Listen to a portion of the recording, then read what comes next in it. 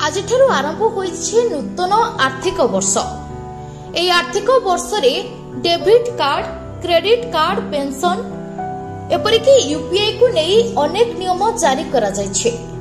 तेबे UPI ID बंद होइजिबा खबर सोशल मीडिया रे एबे घुरी बुलुछि। तेबे एहा केते सत आसंतु ए वीडियो रे जानिबा।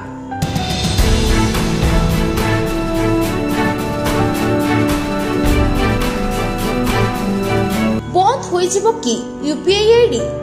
आसिला नुआ नियम एप्रिल 1, 2025 अर्थात आजेठेरु अनेक नूतन नियम जारी करा जायछि।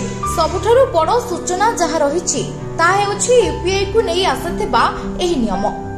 बैंक तार रेकर्ड रु सही मोबाइल नंबर सहित लिंक होइथिबा यूपीआई अकाउंट गुडी को हटाई देबो जहा दीर्घ समय धरि व्यवहार करा जाउ नाही।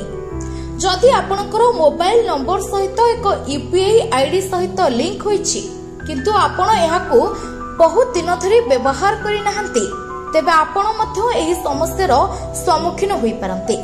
आपणकर भी बंद होइजिबो यूपीआई सेवा। एही भली वीडियो देखिबा पई देखुथांतु संभव टाइम्स।